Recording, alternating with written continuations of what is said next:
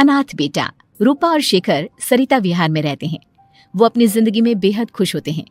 दोनों का शौर्य नाम का एक बेटा भी होता है, जिस पर दोनों ही अपनी जान छिड़कते हैं। शेखर, अब तो आप शौर्य को अपनी गोद से नीचे उतार दीजिए, उसके सोने का टाइम हो रहा है।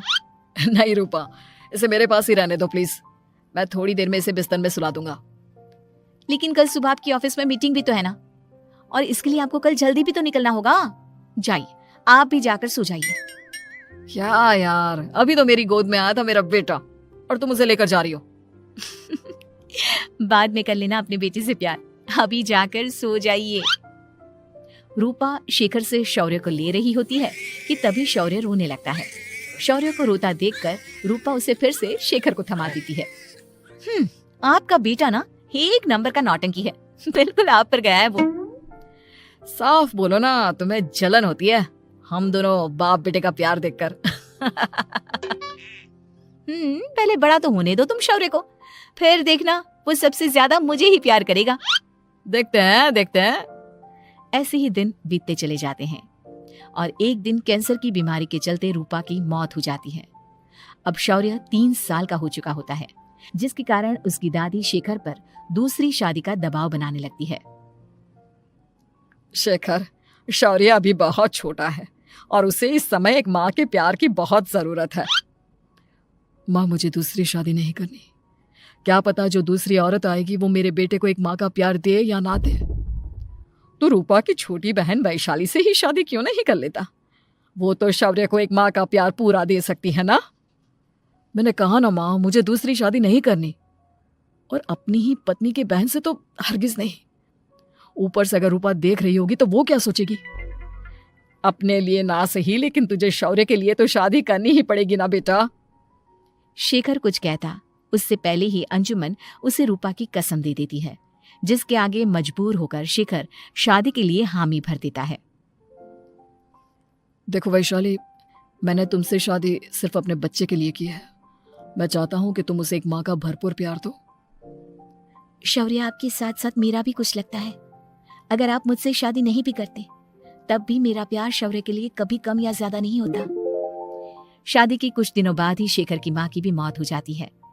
वैशाली शौर्य को एक माँ से भी बढ़कर प्यार देती है। शौर्य को लेकर वैशाली का यूं निस्वार्थ प्यार देखकर शेखर को भी उससे प्यार हो जाता है और कुछ सालों बाद शेखर और वैशाली का भी लड़का हो जाता है। लेकिन इसके बाद वैशाली का शौर्य को लेकर बर्ताव बदलने लगता है।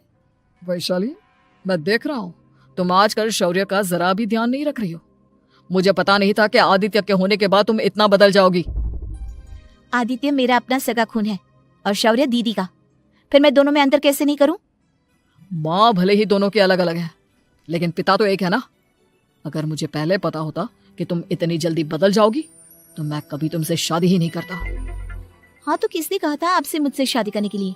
मैं थोड़ी ना आई थी आपके पास, आपकी माँ ही आई थी मेरे घर आपका रिश्ता लेकर। वैशाली, मुझे तुमसे ऐसी उम्मीद नहीं थी। गुस्से में शेखर अपना पैर पटकता हुआ शौर्य को वहां से लेकर चला जाता है। पापा, मम्मा मुझसे प्यार क्यों नहीं करती? क्या मैं उनका सगा बेटा नहीं हूँ इसलिए मुझसे प्यार नहीं करती? मम्मा नहीं करती तो क्या हुआ बेटा, पापा तो करते हैं ना आपसे प्यार। कुछ दिनों के बाद, आज तुझे खाना पीना कुछ नहीं मिलेगा, चल चुपचाप से अपने रूम में जाकर सो जा। माँ, अब भाई को खाना क्यों नहीं दे रही हो? बेटा तू आराम से खाना खा, इस नालायक की चिंता मत कर। एक दिन खाना नहीं खाएगा तो मर नहीं जाएगा ये। अगर भैया नहीं खाएंगे तो मैं भी नहीं खाऊंगा। तू अपने भाई का भक्त क्यों बन रहा है? ये तेरा सौतेला भाई है, सगा नहीं जो तू लक्ष्मण बन रहा है।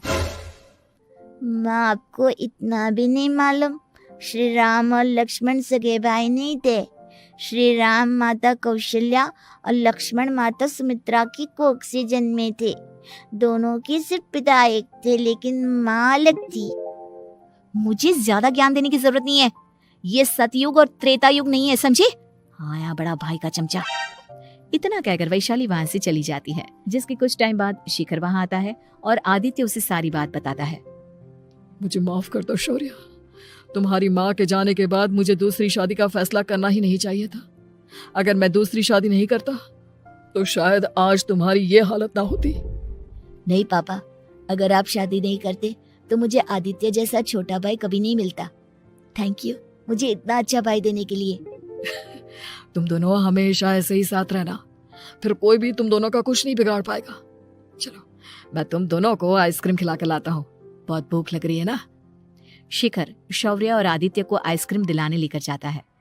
वो दोनों को पार्क में खड़ा करके आइसक्रीम लेने जा ही रहा होता है, तभी तेज रफ्तार से आती हुई एक गाड़ी उसे कुचल देती है और उसी पल शेखर की मौत हो जाती है, जिसके बाद शौर्य की जिंदगी नर्क से भी बदतर हो जाती है। सुन रहे चिरकुट, इस घर के किसी भी सामान को मेरी मर्जी के बगैर हाथ मत लगाना।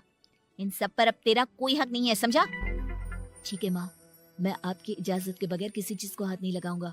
चल जाकर अब पूरे घर की सफाई कर। महज 7 साल का शौर्य वैशाली के कहने पर अपने नन्हे नन्हे हाथों से पूरे घर की सफाई करने लगता है। ऐसे ही दिन बीतने लगते हैं, लेकिन मासी से माँ बनी वैशाली को उस मासूम से बच्चे पर जरा भी तरस नहीं आता। क्यों शौर्य, ये घर में इतनी गंदगी कैसे हो रही है? ढंग से सफाई नहीं की है क्या तूने? माँ मैंने तो अच्छे से सफाई की थी, लेकिन आदित्य बार बार इधर उधर चलकर गंदा कर देता है। अच्छा, खुद से एक काम ढंग से नहीं होता और अपनी गलतियों का जिम्मेदार मेरे बेटे को ठहराता है। इतना कहकर वैशाली बांस का डंडा उठाकर शौर्य को जोर जोर से मारने लगती है। तभी वहां वैशाली के मायके वाले भी आ जाते हैं और उसकी सारी करतूतें देख लेते हैं। माँ मैं ऐसा क्या करूं जिससे आप मुझे भी आदित्य के जितना प्यार करोगी? बोलिए ना माँ, मेरे क्या करने से आपके अंदर मेरे लिए ममता जागेगी? वैशाली शौर्य की एक नहीं सुनती, उसके ऊपर डंडे बरसाती जाती है। हद पार होते देख वैशाली की माँ उसका हाथ पकड़ती है और जोर से उसे थप्पड़ मारती है। यही सब करने के लिए तूने दामाद जी से शादी की थी? हमने सपने में भी तुझसे ऐसी हरकत की उम्मीद नहीं की थी। तू माँ नहीं, माँ के नाम पर एक धब्बा है। बस कीजिए माँ, आदित्य के इस दुनिया में आने से पहले मैंने इसे बहुत प्यार किया था, लेकिन अब जब मेरी खुद की औलाद है तो मैं किसी और के बच्चे से प्यार क्यों करूं? अरे नालायक औरत, जिसे तू किसी और का बच्चा कह रही है वो तेरी खुद की सगी बहन का बच्चा है। बहन है तो क्या हुआ, मेरे अपने बच्चे से बढ़कर तो नहीं हो सकता ना ये कभी। अगर यही बात थी तो तू हमें पहले बता देती, हम शौर्य को अपने साथ ले जाते। उससे इस तरह प्रताड़ित करने की क्या जरूरत थी? अगर आपको लेकर जाना है ना तो ले जाइए इसे, मैं नहीं रोकूंगी। नहीं माँ, मुझे कहीं नहीं जाना, मुझे आपके साथ ही रहना है। मैं तेरी कोई माँ बाबा नहीं हूँ, तेरी माँ मर चुकी है, समझा? अब निकल जा मेरे घर से। माँ अब बहुत गंदी हो, मुझे भी नहीं रहना आपके साथ, मैं भी भाई के साथ ही जाऊंगा। अरे तू क्यों जाएगा, तू तो मेरा सगा बेटा है, जाने दे इसे। हम यहाँ ऐश से रहेंगे, तुम्हारे पापा बहुत सारी जमीन जायदाद छोड़ गए हैं तुम्हारे लिए। नहीं माँ, मुझे भाई के साथ जाना है। आप अच्छी नहीं हो, आप बहुत बुरी हो, आप भाई को बहुत परेशान करती हो। देख वैशाली, तुझसे ज्यादा समझ तो इस मासूम बच्चे में है। ये तेरे बुरे कर्मों का ही नतीजा है, जो आज तेरी सगी औलाद खुद से तुझे ठुकरा रही है। आदित्य, तुझे इस शौर्य ने भड़काया है ना मेरे खिलाफ? नहीं माँ, मुझे किसी ने भड़काया नहीं, पर मैं सब देखता हूँ, सब समझता हूँ। भाई बहुत अच्छा है, वो आपकी जैसा नहीं है। चलिए नानी।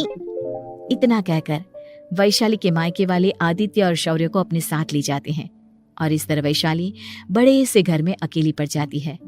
2 बेटों के होते हुए भी आज उसे माँ कहकर बुलाने वाला कोई नहीं होता।